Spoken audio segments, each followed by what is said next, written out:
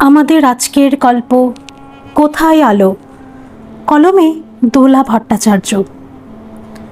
আমি যে বড় রূপসী, আমার কোনো শত্রুতেও বলবে না সে কথা। তবু আমার মা নাম দিয়েছিল রূপাঞ্জনা, ছোট্ট করে রূপ। ছাত্রী হিসেবে আমি বেশ মেধাবী, ভালো গানও জানি। নিন্দুকেরা বলে আমার নাকি অহংকারে মাটিতে পা পড়ে না। আসলে প্রবল ব্যক্তিত্বময়ী আমি, আর সেটাকেই ওরা অহংকার ভেবে ভুল করে। পড়াশোনা শেষ করে চাকরির পরীক্ষা দিতে শুরু করলাম। লেগেও গেল একটাতে, ডাক পড়লো ইন্টারভিউতে, পেয়ে গেলাম চাকরিটা। বাড়িতে কেবল বাবা আর আমি।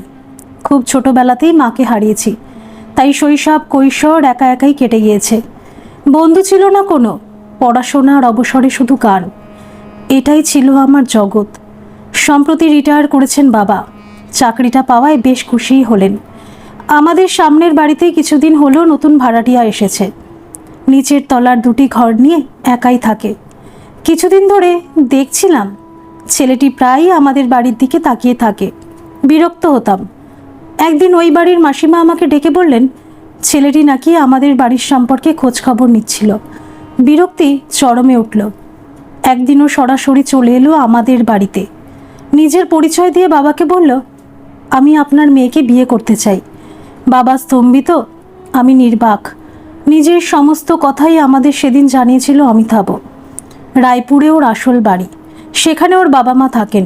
এখানে একটা বহুজাতিক সংস্থায় কাজ করে ও। চলে যাবার আগে আমাকে বলেছিল, আপনার যদি মত না থাকে তাহলে সরাসরি জানাবেন, আর ডিস্টার্ব করব না আপনাকে। আমার বর কেমন হবে এমন কোনো চিন্তা মনের অগোচরে ছিল কি আমার? কোনো স্বপ্ন দেখেছিলাম কি? কই না তো। কিন্তু 5 ফুট 10 ইঞ্চির অমিতাভ যখন আমার সামনে এসে দাঁড়ালো, আমার মনোজগতে ছায়া পড়ল ওর। Dark, tall and handsome. মনের ভেতর থেকে কেউ বলে উঠল, এই তো আসল মানুষ। এর জন্যই ছিল অপেক্ষা। জনম জনম ধরে একেই তো চেয়ে এসেছি আমি। বিয়েটা হয়ে গেল আমাদের। বিয়ের পর আলাদা ফ্ল্যাট নিতে চেয়েছিল অমিতাভ, কিন্তু আমি চাইলাম না।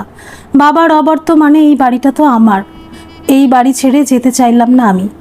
এখানেই গড়ে তুললাম আমার নতুন সংসার, নতুন বিবাহিত জীবন আমাদের। কেমন যেন খাপছাড়া। অমিতাভর তরফ থেকে তো কোনো ত্রুটি নেই। আদরে উষ্ণতায় ভরিয়ে রাখতে চায় ও আমাকে, কিন্তু আমি যে সাড়া দিতে পারি না ওর ডাকে। নিস্তব্ধ দুপুরে নীরবতা ঘিরে থাকে আমাকে। সমগ্র সত্তা জুড়ে শীতল কাঠিন্য। ঘরের দুয়ারে এসে কড়াঘাত এনে ফিরে যায় অমিতাভ বারবার।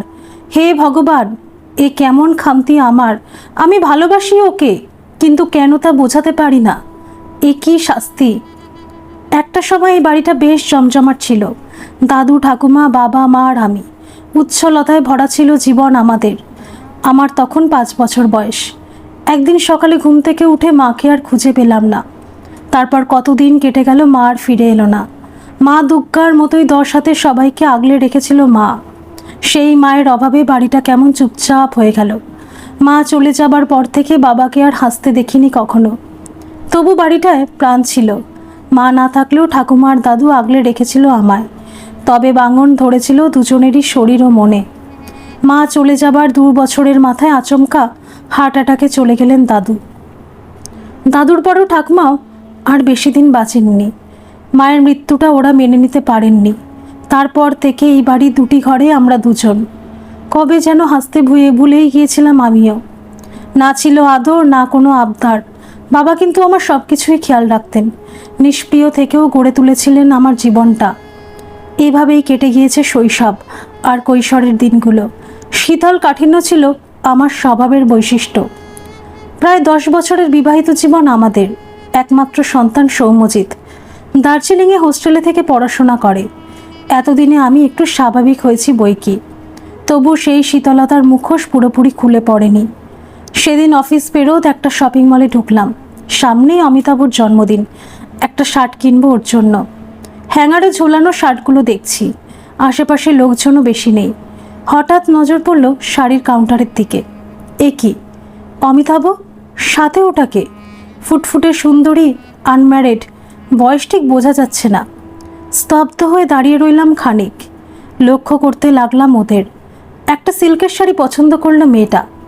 দামে বোধহয় পোষালো না, তাই চলে গেল ওরা। কাউন্টারে গিয়ে আমি কিনে নিলাম শাড়িটা।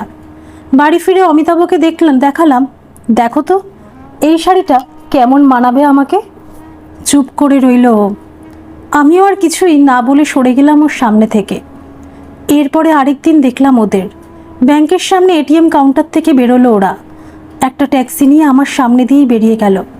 বুঝলাম আমাকে ওরা দেখতে পায়নি। পর মুহূর্তেই আরেকটা ট্যাক্সি নিয়ে ধাওয়া করলাম ওদের পিছনে। ওদের অনুসরণ করে একটা বিলাসবহুল ফ্ল্যাটের সামনে এসে পৌঁছালাম। ভেতরে ঢুকে গেল ওরা দুজন। আর এগোতে পারলাম না আমি। রুচিতে বাঁধল। আমার স্বভাবের শীতল কাঠিন্য প্রথম থেকেই দূরত্ব তৈরি করেছিল আমাদের মধ্যে। ছেলেটার জন্মের পর সেই দূরত্ব কেটেছিল কিছুটা। আজ আবার আমরা দূরত্বতম সেই মেরুর বাসিন্দা। কারণ সেই মেয়েটা প্রায় 6 মাস আগের শপিং মলে ওদের দেখেছিলাম আমি। মেয়েটার পরিচয় অমিতাভ আমাকে দেয়নি, তবু জেনেছি ওর নাম তানিয়া। জেনেছি আরও কিছু বিস্ময়কর তথ্য। মেয়েটার নাকি প্রচুর টাকার প্রয়োজন, আর সেই প্রয়োজন মেটানোর দায়িত্ব নিয়েছে অমিতাভ। কেন? কে এই মেয়ে? এতদিন জানতে চাইনি, কিন্তু আজ চাইব। আজ জবাব ওকে দিতেই হবে। অনেক রাতে ক্লান্ত শরীরটাকে নিয়ে বাড়ি ফিরল অমিতাভ। সরাসরি জিজ্ঞেস করলাম মেয়েটাকে, জবাব দিল না ও। কি হলো? আমি কিছু জানতে চাইছি তো। ক্ষুব্ধ স্বরে অমিতাভ বলে, কোনোদিন আমার কোনো কিছুতে আগ্রহী ছিলে না তুমি, তাহলে আজ কেন? কোনোদিন জানতে চাইনি বলে আজও জানতে চাইবো না? এ কেমন যুক্তি? বেশ, বলো কি জানতে চাও? কে ও? আমার বন্ধুশ্রী। আর কিছু? হ্যাঁ, সব থেকে বড় প্রশ্নটাই তো বাকি রয়েছে। এই কয়েক মাসে তোমার অ্যাকাউন্ট থেকে বেশ কয়েক লাখ টাকা তোলা হয়েছে। আমি জানি টাকাগুলো ওই মেয়েটিকেই দিয়েছ। কেন? এত টাকার দরকার হচ্ছে কেন ওর?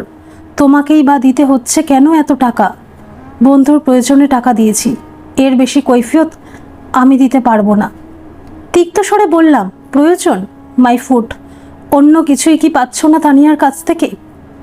আরে, সারা পৃথিবীটাই তো এখন গিভ অ্যান্ড টেক পলিসিতে চলে। অমিতাভ নির্বাক। ওর নীরবতা আরও অস্থির করে তুলল আমাকে। রাগে ফেটে পড়লাম। কি হলো? জবাব দাও। ততোধিক শান্ত স্বরেও বলল, ঈর্ষার সন্দেহ তোমার ভেতরের পাশবিক সত্তাটাকে প্রকট করে তুলেছে। আজ বুঝতে পারছি তোমাকে বিয়ে করে কতটা ভুল করেছি আমি। রাগের চোটে চিৎকার করে উঠলাম, বেরিয়ে যাও আমার বাড়ি থেকে। চেয়ার ছেড়ে উঠে দাঁড়ালো। এক ঝলক দেখলো আমাকে। সে দৃষ্টিতে কি ছিল আমি জানি না। দরজার দিকে এগিয়ে গেল। অধৈর্য হয়ে জিজ্ঞেস করলাম, কোথায় যাচ্ছ? উত্তর না দিয়ে বেরিয়ে গেল। চিৎকার করে বললাম, যেখানে যাচ্ছ যাও, ঠিকানাটা জানিয়ে দিও, ডিভোর্সের চিঠি পাঠিয়ে দেব। বাইরে ঝড়ের তাণ্ডব চলছে। কালবৈশাখীর সময় এখন। ঝড় উঠেছে আমাদের মনের ঘরেও। এইমাত্র তানিয়ার ফ্ল্যাট থেকে ফিরলাম আমি। দরজার তালাটা খুলতেই একরাশ অন্ধকার ছাপিয়ে পড়ল আমার ওপর।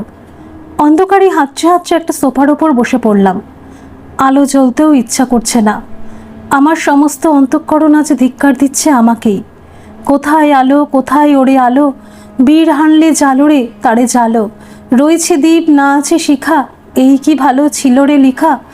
ইহার চেয়ে মরণ বুঝি ভালো। আজ তানিয়া নিজেই ফোন করে ডেকেছিল আমাকে। প্রথমে ভেবেছিলাম যাব না, তারপর মনে হলো ও যখন সাহস করে ডাকলো আমাকে, তখন যেতে তো হবেই। মুখোমুখি একবার দাঁড়াতে হবে মেয়েটার। ওর রূপের দেমাগ না আমার বিদ্যার জোর, কোনটা বেশি শক্তিশালী একবার দেখে আসি। কি ভীষণ ভুল করেছি আমি। ভাবতে পারিনি অমিতাভর বোন তানিয়া। অমিতাভর কলেজ ফ্রেন্ড প্রীতমের সাথে বিয়ে হয়েছে ওর। নর্থ বেঙ্গলেই থাকতো ওরা। ব্রেন ক্যান্সারে আক্রান্ত প্রীতমকে নিয়ে চিকিৎসা করাতে কলকাতায় এসেছিল তানিয়া। অমিতাভ ওদের পাশে না থাকলে কোথায় যেত ওরা? সেদিন শপিং মলে ওরা দেখেছিল আমাকে।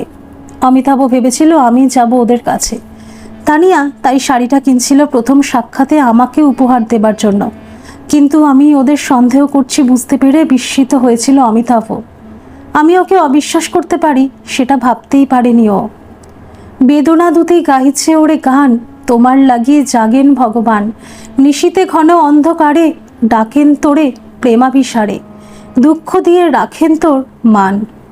নর্থ বেঙ্গল থেকে কলকাতার কলেজে পড়তে এসেছিল প্রীতম। খুব সুন্দর গান গাইতো। একটা রিয়েলিটি শোয়ে প্রীতমের গান শুনে মুগ্ধ হয় তানিয়া। অমিতাভর মাধ্যমে যোগাযোগ হয় ওদের। সেকেন্ড রানার আপ হয়ে রিয়েলিটি শো থেকে বেরোনোর পর গানের জগতে পাকাপাকিভাবে প্রবেশাধিকার পায় প্রীতম। ধীরে ধীরে উঠতে থাকে ওপরের দিকে।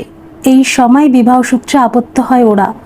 নেপালি জামাইকে মেনে নেননি তানিয়া আর অমিতাভর বাবা মা। তবু থেমে থাকেনি ওদের জীবন। ধীরে ধীরে ওপরে উঠেছে প্রীতম। কলকাতার বুকে নিজস্ব ফ্ল্যাট রয়েছে, তারপর গাড়ি। যদিও ওরা বেশিরভাগ সময় নর্থ বেঙ্গলেই থাকতো। হঠাৎ করে অসুস্থ হয়ে পড়ে প্রীতম। ধরা পড়ে কালরোগ। সুখের সংসার ভেঙে পড়ার উপক্রম। চিকিৎসার জন্য কলকাতায় চলে আসে ওরা, অমিতাভর আশ্রয়। ততদিনে নিজেদের পুঁজি প্রায় শেষ। এসবই তানিয়া বলেছে আমাকে। অমিতাভ নাকি সব কথা আমাকে বারবার বলতে চেয়েছে, কিন্তু আমি শুনতে চাইনি। সত্যি তো, অমিতাভ অনেকবার আমাকে বলেছে ওর একটা অতীত আছে, সেটা আমার সাথে শেয়ার করতে চায়। আমি শুনতে চাইনি। অতীত মানেই আমার কাছে খুব কষ্টের। সেই কষ্টের মুখোমুখি আর হতে চাই না আমি। তাই যতবার ও বলতে চেয়েছে, শুনতে চাইনি আমি। ভাবতে পারিনি তো সেই কষ্ট হঠাৎ আমাকে এমন করে ছুঁয়ে দেবে। আর আজ সন্দেহের বশে ওকে কত দূরে ঠেলে দিয়েছি আমি। সরে গিয়েছে অমিতাভ, চলে গেছে আমাকে ছেড়ে। বিজলি শুধু ক্ষণিক আভা আনে, নিবিড়তর তিমির চোখে আনে। জানি না কোথা অনেক দূরে বাজিল গান গভীর সুরে, সকল প্রাণ টানিছে পথপানে। অমিতাভ আজ চলে যাচ্ছে এখান থেকে। কোম্পানি থেকে মুম্বাইতে শিফট করার নির্দেশ দিয়েছে, আমাকে বলেনিও। তীব্র অভিমানে ওর কাছ থেকে অনেক দূরে সরে গিয়েছিলাম আমি। সেই দূরত্ব অতিক্রম করতে চেষ্টা করেনি ও। কেন? আমার অভিমান ভাঙানোর চেষ্টাই করেনি। সেটা কি ওর কর্তব্য ছিল না? চলে যেতে বললাম বলে কিছু না বলেই চলে গেল।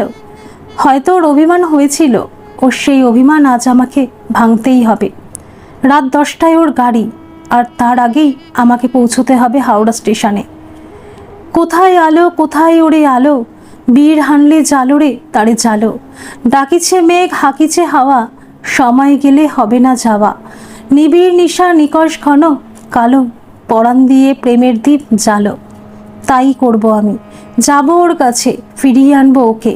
এ ঝড় বৃষ্টি তুচ্ছ করে এখনই যেতে হবে আমাকে। অনেকটা দূরত্ব অতিক্রম করে আমাকে পৌঁছতেই হবে ওর কাছে। নির্দিষ্ট সময় পৌঁছে গেলাম হাওড়া স্টেশনে। ট্রেন ছাড়তে একটু দেরি আছে। কোচ নাম্বার তানিয়া বলেই দিয়েছিল, S9 কোচ। বেশ খানিকটা দূরে পাগলের মতো ছুটলাম। এই তো S6, দৌড় দৌড় দৌড়, S7, S8 পেরোলাম। এই তো S9 কোচ। এত বড় কম্পার্টমেন্টের কোথায় আছে অমিতাভ? আর তো বেশি সময় নেই। তবে কি দেখা হবে না? কম্পার্টমেন্টের প্রথম দরজার সামনেই দাঁড়িয়েছিল অমিতাভ। আমাকে দেখেই নেমে দাঁড়ালো। রূপ, আমার এতদিনের অহংকারী আবরণটাকে ছুঁড়ে ফেলে দিয়ে ওর হাত দুটো জড়িয়ে ধরলাম। ভীষণ ভুল করেছি। আমার দু চোখ বেয়ে ঝরে পড়ছে জল অবিরল ধারায়। অশ্রু নদীর বাঁধ ভেঙেছে আজ। কিন্তু এ কি দেখছি আমি? অমিতাভ হাসছে, সেই প্রশান্ত নির্মল হাসি। তোর পাগলি, এত জল জমেছিল তোর বুকের ভেতরে? রুদ্ধস্বরে বললাম, হ্যাঁ। উৎসের মুখটা অভিমানের মস্ত একটা পাথরে চাপা পড়েছিল। আজ সেই পাথরটা হঠাৎ করেই সরে গেল। কে সরালো সেই অভিমানের পাথর? উত্তর না দিয়ে চুপ করে দাঁড়িয়ে রইলাম কিছুক্ষণ। তারপর বললাম, ফিরে চলো আমার সাথে। প্রীতমের অবস্থা খুব খারাপ। তুমি না থাকলে তানিয়া দিশাহারা হয়ে পড়বে। জানি রূপ, কিন্তু কি করব? চাকরি বজায় রাখতে গেলে আমাকে যেতেই হবে। আর তানিয়া? কেন? তুমি আছো তো? আমি নিশ্চয়ই। তোমার দেওয়া দায়িত্ব আজ মাথায় তুলে নিল তোমার রূপ। আগলে রাখবো ওদের। প্ল্যাটফর্ম ছেড়ে দূরপাল্লায় পাড়ি দিয়েছে ট্রেন মিনিট 10 আগে। পার্কিং লটে এসে গাড়িটা বার করলাম। এখন কোথায় যাব? ওই ফাঁকা বাড়িতে? ওকে ছাড়া ওই বাড়িতে ফিরতে ইচ্ছা করছে না। যদিও ওটা আমার নিজের বাড়ি না, এখন ওটা আমাদের দুজনের বাড়ি। কি ভেবে ফোন করলাম তানিয়াকে, আজ রাতটা তোমার কাছে থাকতে দেবে আমায়? এটা কি জিজ্ঞেস করতে হয় বৌদি ভাই? তুমি এসো, তুমি এলে আমারও ভালো লাগবে। আজ অনেকক্ষণ ধরে ঝড় বৃষ্টির তাণ্ডব চলেছে। বৃষ্টিটা এখন ধরেছে। জলকণাবাহী বাতাসের আনাগোনায় তাপমাত্রা নিম্নমুখী। বিদ্যুতের শলা মাঝে মাঝে চিরে দিয়ে যাচ্ছে আকাশটাকে। গাড়িটা উড়িয়ে নিয়ে চলেছে তানিয়ার ফ্ল্যাটের উদ্দেশ্যে। সে রাতটা নয় ঘুমিয়েই কেটে গেল দুজনের। ভোরবেলায় হাসপাতাল থেকে ফোন এলো, প্রীতমের অবস্থা খুব খারাপ। ছুটে গেলাম দুজনে। ডাক্তার বললেন, এখনই অপারেশন না করলে পেশেন্টকে বাঁচানো যাবে না। জিজ্ঞেস করলাম, অপারেশন হলে বাঁচবে তো? বাঁচবেই এমন কোনো কথা নেই, যত সময় যাচ্ছে অবস্থা তত খারাপ হচ্ছে, অপারেশন টেবিলেই এক্সপায়ার করতে পারে। তবে কপাল ভালো থাকলে আরও কিছুদিন পৃথিবীটা ভোগ করতে পারবে। তার মানে চান্স 50-50 ধরে নিন তাই। অথচ এইরকম পেশেন্টকে আমরা ফেলে রেখেছেন। পুরো টাকা জমা না করলে অপারেশন হবে না। বেশ ভালো কথা, আমি এখনই পুরো টাকা জমা করে দিচ্ছি। তাহলে শুরু করুন অপারেশন। ক্ষোভ প্রকাশ না করে আর পারলাম না। এতদিন ধরে কম খরচ তো হয়নি, এরা তো সব মিটিয়ে দিয়েছে। এখনই 5 লক্ষ টাকা না জমা দিলে অপারেশন হবে না।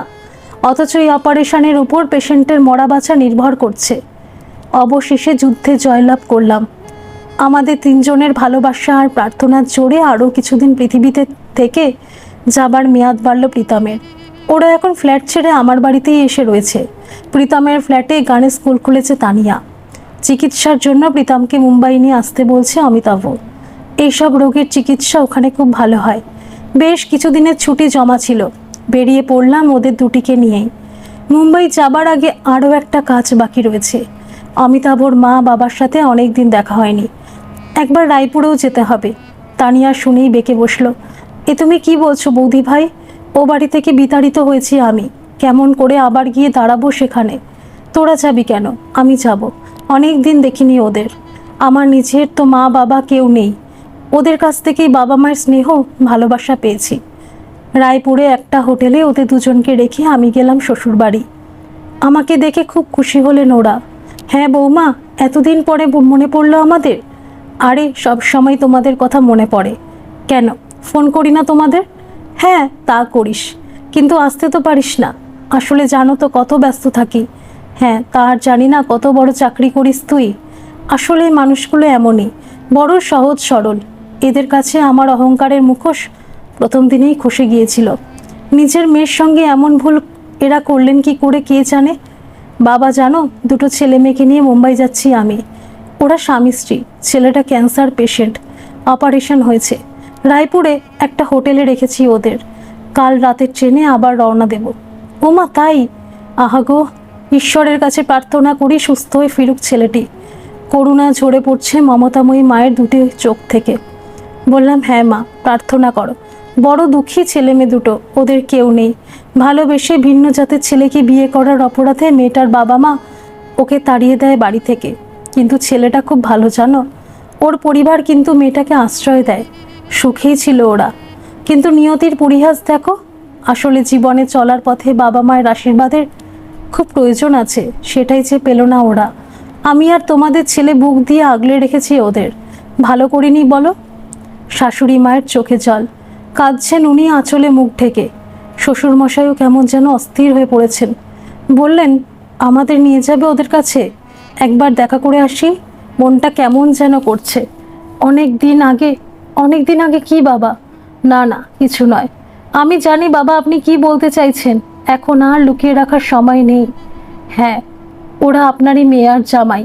এই জাতপাতের বিচার এসব কি বাবা? এত শিক্ষিত মানুষ আপনি, আপনাকে তো এসব মানায় না। বৌমা তুমি জানো না ওরা ভালো হয় না। কে বলেছে? আপনি দেখেছেন ছেলেটিকে বা ওর পরিবারকে? আপনি জানেন কত সুন্দর গান গায়ও। আমার মোবাইলে প্রীতমের গাওয়া একটা রবীন্দ্রসঙ্গীত চালিয়ে দিলাম। সন্ধ্যাবেলায় শ্বশুরমশাই শাশুড়িমাকে নিয়ে হোটেলে ফিরলাম। দীর্ঘদিন পরে মিলন হলো বাবা মায়ের সাথে তাদের আদরের মেয়ের। সেই স্বর্গীয় দৃশ্যের সাক্ষী হয়ে রইলাম আমি। এ আমার চরম সৌভাগ্য। ধন্যবাদ সকল বন্ধুরা। এই গল্পটি যদি আপনাদের ভালো লেগে থাকে তাহলে অবশ্যই একটা লাইক করে দেবেন। আর এই চ্যানেলে নতুন হয়ে থাকলে চ্যানেলটিকে সাবস্ক্রাইব করে আমার পাশে থাকবেন। আর পাশে থাকা বেল আইকনটিকে প্রেস করে দেবেন, যাতে সমস্ত গল্পের নোটিফিকেশানগুলি সবার প্রথমে আপনাদের কাছে পৌঁছে যায়।